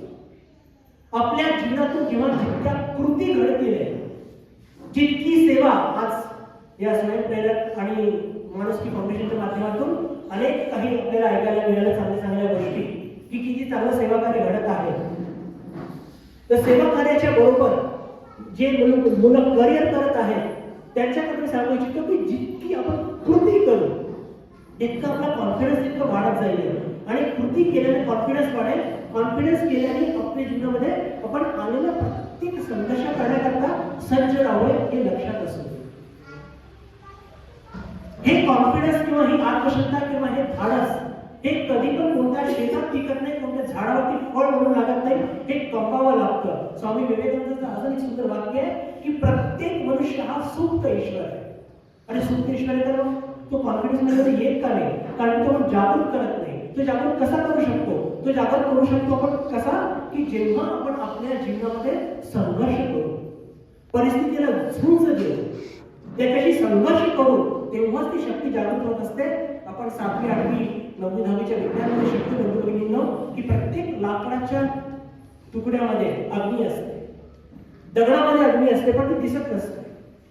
आणि ती अग्नी जागृत करण्याकरता काय करतो आपण की 2 लाकडाचे तुकडे जर घेतले आणि त्याला एकमेकांवरती घासलं तर ती अग्नी प्रज्वलित होते. बिलकुल त्याच सिद्धांताच्या अनुयायी जेव्हा आपण परिस्थितीशी लढतो, झगडतो, त्यातूनच ती जी सुप्त ईश्वरत्व आहे ते जागृत होतं, त्याशिवाय ते होत नसतं. आणि स्वामी विवेकानंदांच्या स्वतःच्या जीवनामध्ये असे अनेक प्रसंग आलेले आहेत. छत्रपती शिवाजी महाराज, आपण महाराष्ट्राचे आहोत सगळेजण, आपल्या सगळ्यांना छत्रपती शिवाजी महाराजांनी काय संघर्ष केलेला आहे आपल्या जीवनामध्ये, केवढा जबरदस्त.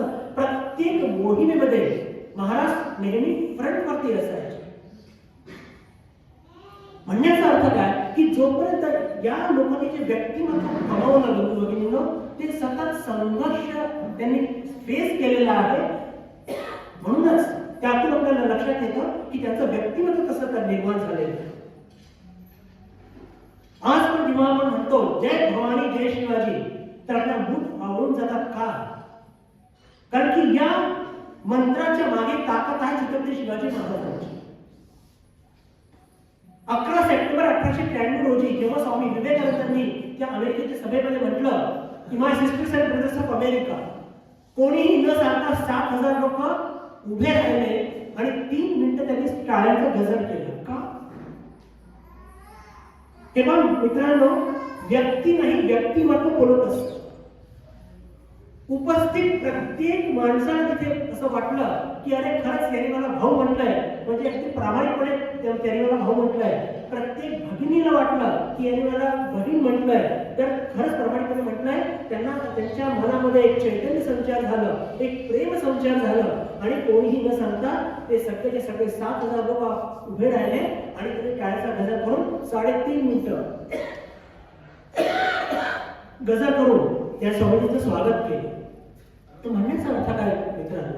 म्हणण्याचा अर्थ हाच की यातून आपल्याला काय लक्षात येतं की हे व्यक्तिमत्व हे तसे होते. हे व्यक्तिमत्वच तसे होते की ज्यांनी आपल्या जीवनामध्ये त्यांनी इतकं काही ज्यांना म्हणतो की संघर्ष करून जे कमवलेलं आहे ते फार जबरदस्त आहे. तर आपल्यामध्ये जे स्वामी विवेकानंद म्हणतात की सुप्त ईश्वर आहे आणि ते जागृत करायचंय, तर त्याच्याकरता आपल्याला काय करावं लागेल की आलेल्या प्रत्येक परिस्थितीला स्वीकार करून त्याची जी झुंज द्यावी लागेल. आपल्याची त्याची ज्याला म्हणतो की संघर्ष करावा लागेल. स्वामी विवेकानंदांच्या जीवनातला एक प्रसंग घेऊ आणि मग पुढे जाऊया की पहा, स्वामी विवेकानंद आपण त्यांच्याबद्दल वाचताना फक्त एवढंच वाचतो की ते अमेरिकेत गेले आणि 11 सप्टेंबर 1893 रोजी त्यांनी ती सती विशुद्ध बुद्धांना महासभा जिंकली. पहा मित्रांनो, विशेष करून जे विद्यार्थी मित्र आहेत हे विसरू नका की मी माझ्या व्याख्यानाचं मूळ सूत्र आहे की यश कसं कमवायचं आणि त्याचं उत्तर आहे की धाडसाने त्या परिस्थितीला सामोरे जायचं आहे. त्याचं उत्तर आहे. अनेक गोष्टी आहेत, मनाची एकाग्रता, मनसंयम, शिस्तबद्ध जीवन, पण मी आजच्या या शुभप्रसंगी फक्त धाडस की जे अतिशय महत्वाचं आहे. मित्रांनो, तुम्ही कितीही हुशार असला, तुमच्याकडे कितीही स्किल असली, तुमच्याकडे कितीही इंटेलिजन्स असलं, पण तुमच्याकडे जर धाडस नाहीये तर तुमची सगळ्या स्किल काही कामाच्या नाही. विचार करून बघा ना. जर एखाद्या मुलामध्ये धाडस नाहीये, एखाद्या मुलामध्ये धाडस नाहीये, तर ती व्यक्ती त्याच्याकडे कितीही स्किल्स असले, कितीही तो हुशार असला, तरी सुद्धा लक्षात घ्या त्याला कधीही यश प्राप्त होऊ शकत नाही. आणि म्हणूनच मुद्दामून मी या धाडसावरती, निर्भीडतेवरती, निडरतेवरती इतका जोर देतात. स्वामीजी जेव्हा अमेरिकेत गेले तेव्हा अमेरिकेत पोहोचल्यानंतर त्यांना इतका संघर्ष करावा लागला 1.5 महिन्यापर्यंत. कारण की तेव्हा ते अमेरिकेत पोहोचले, शिकागोला पोहोचले आणि पोहोचल्यानंतर जेव्हा विश्वधर्म महासभा जिथे घडणार होती शिकागोला, तिथे ते ऑफिसमध्ये गेले. ऑफिसमध्ये गेल्यानंतर त्यांना सांगितलं आलं की तुम्ही हिंदू धर्माचं प्रतिनिधी करत आहात, तुमच्याकडे काही प्रशस्तीपत्र आहे का, तुमच्याकडे काही लेटर ऑफ इंट्रोडक्शन आहे का? स्वामींना काही माहित नव्हतं. एवढंच नव्हे, ती विश्वधर्म महासभा 1 महिना पुढे ढकलल्या गेलेली होती. राहायचं कुठे? थंडी म्हणते मी रस्त्यावरती निघाले की त्यांच्या त्या वेशभूषेमुळे लोक त्यांचा अपमान करायचे. हॉटेल्स मध्ये राहायला जागा देत नव्हते. अशा अनेक त्यांनी समस्यांना सामोरे गेले आणि शेवटी 10 सप्टेंबर रोजी संध्याकाळी 4 वाजता त्या कमिटीने अप्रूव्ह केलं. त्या कमिटीने सांगितलं की हो, ही व्यक्ती योग्य आहे आणि या व्यक्तीला आम्ही त्या विश्वधर्म महासभेमध्ये बोलण्याची संधी देणार. पण हे केव्हा घडलं? त्यांनी जो 1.5 महिना इतका जबरदस्त संघर्ष केला. त्याच्यानंतर आपल्याला असं वाटतं की स्वामीजी गेले अमेरिकेत आणि त्यांचं स्वागत झालं. त्यांनी त्या 11 सप्टेंबर रोजी संपूर्ण अमेरिका हलवली आणि ते जगप्रसिद्ध झाले. असं काहीही घडलेलं नव्हतं. असं म्हणण्याचा अर्थ काय की जोपर्यंत आपण त्या जीवनामध्ये योग्य तो संघर्ष करत नाही मित्रांनो, तोपर्यंत आपली कॉन्फिडन्स तो जागृत होणार नाही. स्वामी विवेकानंद त्यांचे गुरु श्रीरामकृष्ण परमहंस एक फार सुंदर गोष्ट सांगायचे. ती गोष्ट मी तुमच्याकडे जशीची तशी मांडू इच्छिते. ती गोष्ट म्हणजे काय की एका जंगलामध्ये एक वाघीण राहत असते आणि त्या वाघीणच्या पोटात एक बच्चा होता. आणि एक दिवशी ती भक्ष्याच्या शोधामध्ये बाहेर येते तिच्या गुहेच्या आणि बाहेर येऊन बघते की तिच्या समोरच एक मेंढऱ्याचं कळप तिथे होतं आणि त्या कळपाला बघितल्यावर ती लागलीच एक झेप मारते आणि झेप मारते आणि एका मेंढूला पकडणार या सगळ्या उपक्रमामध्ये त्या वाघिणीचं जे डोकं एका खडकावर आपटतं आणि ती तत्क्षणी मृत्युमुखी पडते. पण तिच्या पोटात एक बच्चा असतो. त्या बच्चाचा जन्म होतो आणि ते लहानसं पिल्लू तो छावा त्या मेंढरांच्या कळपामध्ये वाढू लागतो. मेंढरू इकडे तिकडे जातात, तोही तिकडे तिकडे जाऊ लागला. मेंढरू ब्याब्या करतात, तो ब्याब्या करू लागला. मेंढरू गवत खातात, तो सुद्धा गवत खाऊ लागला. दिवस वर्ष लोटत गेले आणि त्या छावाचा एक मोठ्या सिंहामध्ये त्याचं परिवर्तन झालं. ठीक आहे.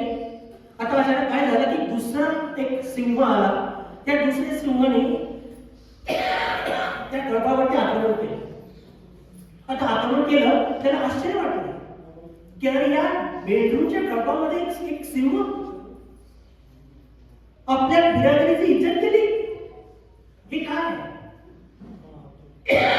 त्याची ती भूक सगळी गेली आणि त्याने धूम ठोकली त्या मेंढरू झालेल्या सिंहाच्या मागे आणि काही पुढे गेल्यावर त्याची मानगुटी पकडली तर तो ओरडू लागला की मला सोडून दे, आम्हाला जगायचंय. तो खरा सिंह म्हणू लागला त्या मेंढरू झालेल्या सिंहाला की अरे तू माझ्यासारखा सिंह आहे, आपण राजा आहोत जंगलातले, या मेंढरूकडे राहणं तू सोड.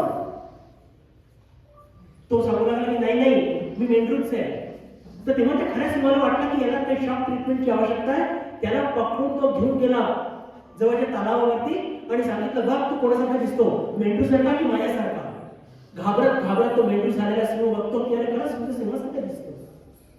तेवढ्यात हा खरा सिंह त्याच्याजवळ एक मांसचा तुकडा असतो, त्याच्या तोंडात खूप असतो. आधी तू नाही नाही म्हणतो पण पहिल्यांदा खातो, तोंडाला चव येते कारण सिंहाचं खाणं तेच असतं की अरे वा मांस इतकं त्याला टेस्ट असते. आणि आता हा खरा सिंह म्हणतो आजपासून हे बॅड्या करणं सोड आणि आजपासून जशी मी डरकारी फोडतो तशीच तो डरकारी फोड. त्यांनी पहिला प्रयत्न केला तर बेबॅच निघाला तोंडातून. पण या खऱ्या सिंहाने त्याच्या कानातून एक लावली आणि एक लावल्यानंतर त्याच्या मुखातून ती जोरदार त्याने डरकारी फोडली आणि त्याच्यामध्ये असलेलं सिंहत्व ते जागृत झालं. आणि जागृत झाल्यावरती त्या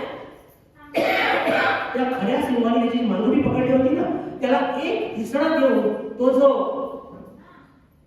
मेंढरू सिंह तो नेहमी करता तिथून त्याला झटका देऊन आणि जंगलात पळून गेला.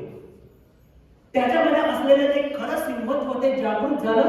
ही गोष्ट सांगून भगवान श्रीरामकृष्ण म्हणायचे की लक्षात ठेवा मित्रांनो, आपल्या प्रत्येकामध्ये अनंत शक्ती विद्यमान आहे. आपल्या प्रत्येकामध्ये अनंत शक्ती विद्यमान आहे. पण आपण कमी कुठे पडतो? आपण कमी पडतो कुठे की जेव्हा आपण स्वतःला फार लिमिटेड समजतो. आपण सिंह असून स्वतःला मेंढरू समजतो. आपण सिंह असून स्वतःला मेंढरू समजतो आणि तेच आपल्या मुख्य समस्याचं समाधान, आपली खूप मोठी समस्या आहे. पण ही जी आपल्या मनावरती आलेला हा जो एक पगडा आहे त्याला दूर कसं करायचं? तर सातत्याने पुन्हा तेच गोष्ट की आपल्या जीवनामध्ये सातत्याने याचाच ध्यास धरा की मी मेंढरू नाही, मी सिंह आहे.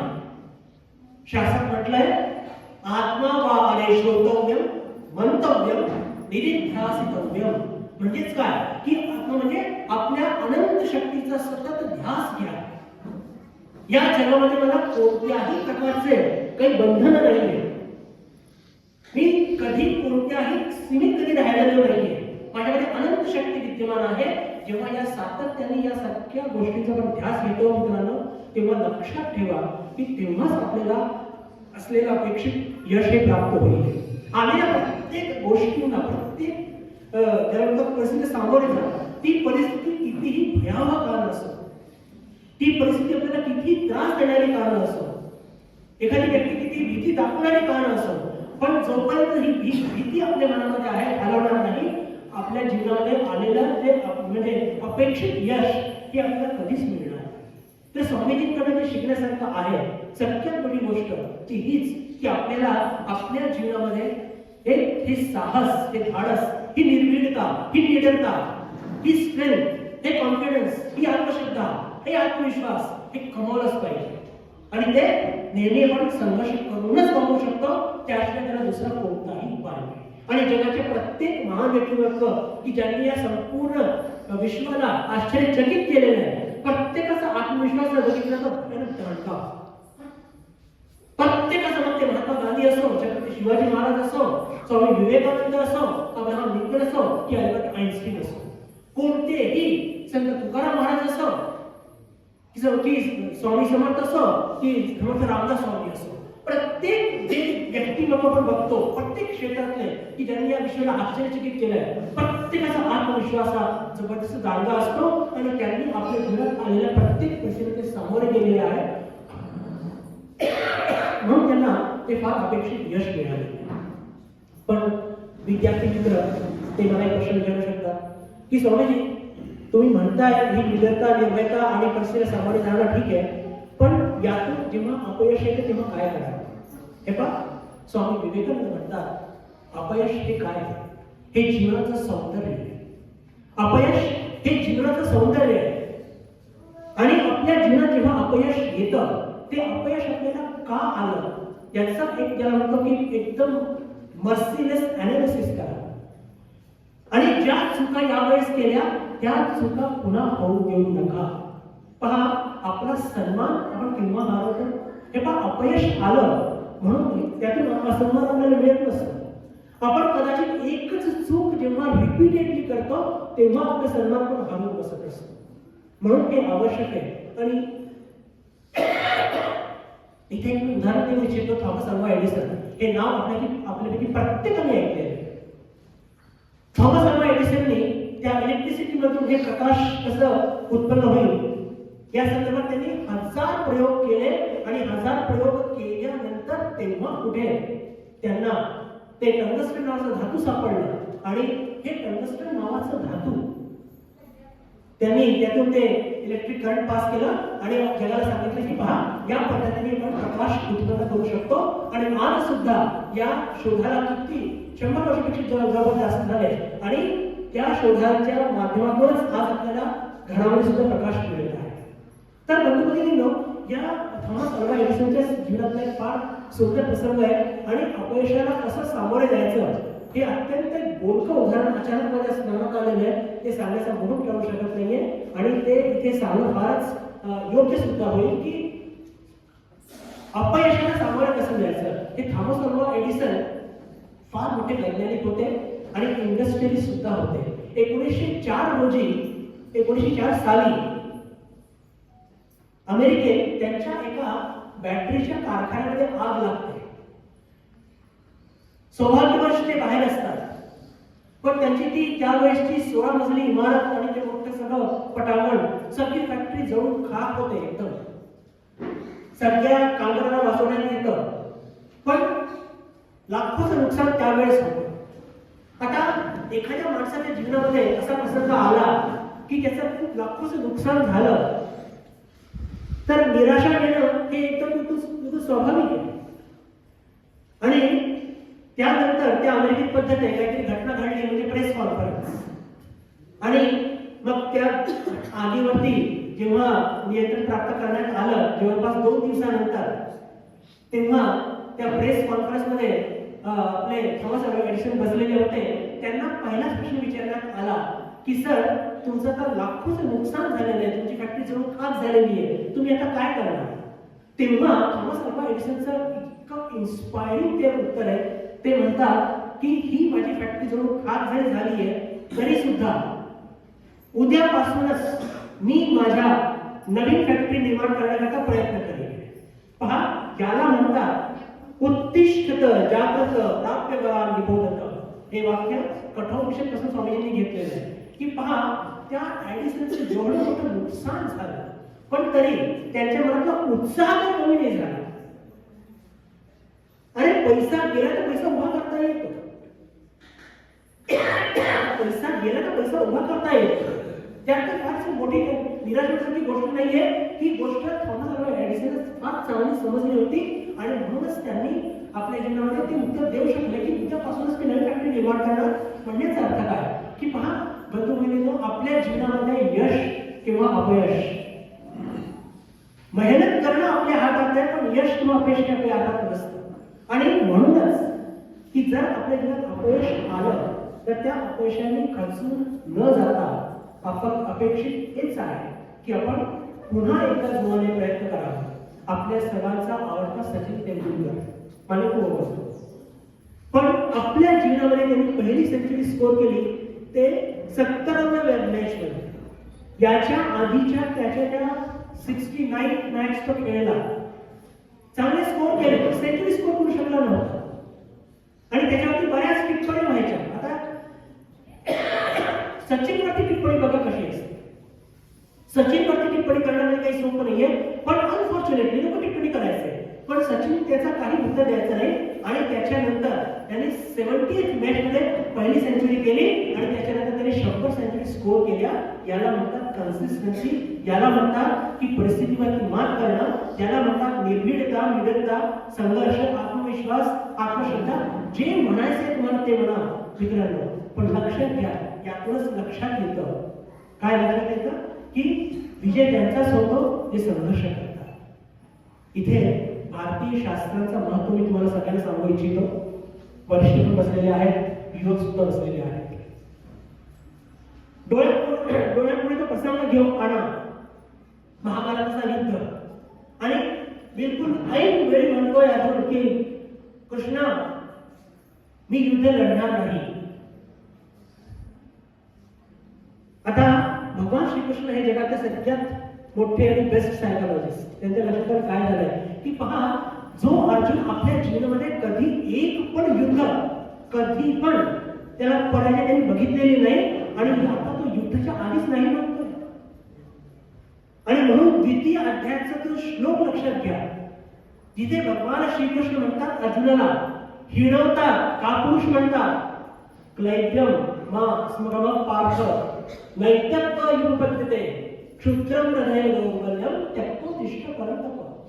परंतप म्हणजे शत्रूंना ताबवणार.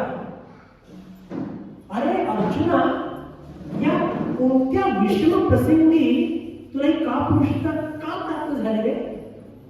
क्लैब्यम कापुरुषता, क्लैब्यम मा स्मरम पार्थ नैत्यत्व युपपद्यते, तुला शोभा देत नाही. क्षुद्रम हृदय दौर्बल्य, तुझी या मनामध्ये आलेली ही जी कमकुवतपणा आहे त्याचा त्याग कर. क्षुद्रम हृदय दौर्बल्य त्यक्त्वा तिष्ठ परंतप, हे सगळं झाडून टाक, तू हे करू शकणार नाही आणि उठून आणि युद्धाकरता सज्ज हो. मित्रांनो, मला असं वाटतं की भगवद्गीतेचा हा एक श्लोक सुद्धा आपण आपल्या जीवनामध्ये आचरण करण्याचा प्रयत्न केला ना, आपल्या जीवनाच्या सगळ्या समस्यांचं समाधान आपल्याला सहज मिळेल. इतकी ताकद या गीतेच्या श्लोक मध्ये आहे. पण होतं काय की साधारणपणे आपण काही शास्त्र म्हटलं किंवा ज्याला म्हणतो की भागवत कथा म्हटली किंवा उपनिषद म्हटले किंवा तुकाराम कथा म्हटली की लोक काय म्हणतात, अरे म्हातारपणी करण्याच्या गोष्टी येते. आता मी जे हे श्लोक तुमच्याकडे उद्गारलं हे काय म्हातारपणी करण्याचे, म्हातारपणी वाचण्याचं कालावधीचं आहे का? अरे या जेव्हा 20 वर्षाचा मुलगा असतो किंवा 18 वर्षाचा मुलगा असतो आणि 12वी मध्ये त्याला मार्क कमी येतात, 12वी मध्ये त्याला मार्क कमी येतात. आत्ताच एक फार दुर्दैवी घटनेला मला सामोरं जावं लागलं की आमचे एक फार परम मित्र, त्यांचा मुलगा, त्याला 12वीच्या टर्मिनल एक्झाममध्ये मार्क कमी आले आणि त्यांनी सुसाईड केलं. आणि मग मुलांना काय शिकवलं आपण? व्हॉट वी हॅव टॉट टू स्टुडंट्स. आपल्या जीवनामध्ये एवढासा अपमान करू शकत नाही.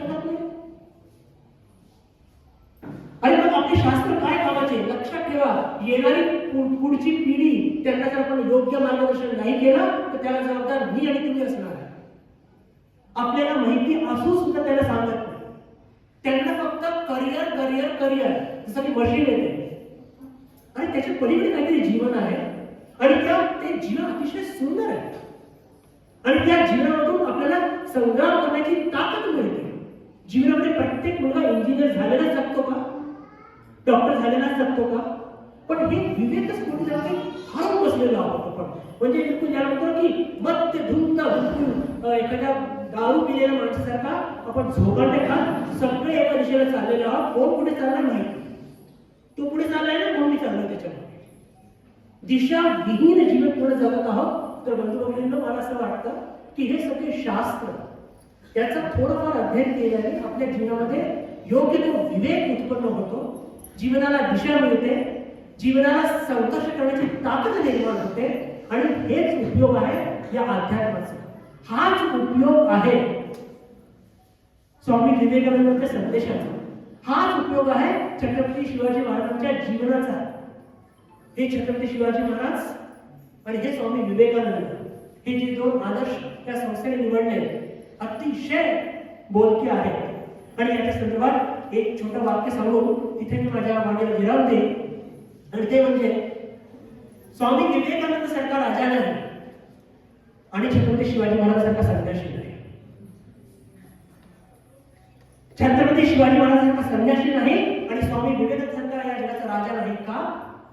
तुम्ही जे म्हणाल आहोत राजा तर छत्रपती शिवाजी महाराज होते. अरे छत्रपती शिवाजी महाराज राजे होते पण आपल्या जीवनामध्ये कधी भोग त्यांनी घेतला नाही. अवघे 50 वर्ष फक्त माझा महाराष्ट्र आणि त्याच्याकडे जो त्याग केलेला आहे तो कोणती संन्याशीपेक्षा कमी नाही.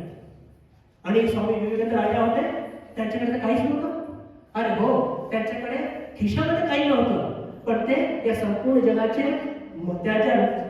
जगाच्या मनाच्या लोकांचे ते राजे आहेत म्हणून ते महाराज आहेत. तर म्हणून स्वामी विवेकानंद सारखे महाराज राजे नाही आणि छत्रपती शिवाजी महाराज सारखे संन्यासी नाही. तर या दोन्ही विभूतींना मनपूर्वक वंदन करून तसंच राष्ट्रमाता जिजाऊ आईसाहेबांना सुद्धा वंदन करून मी माझ्या इथेच विराम देतो. धन्यवाद. नमस्कार.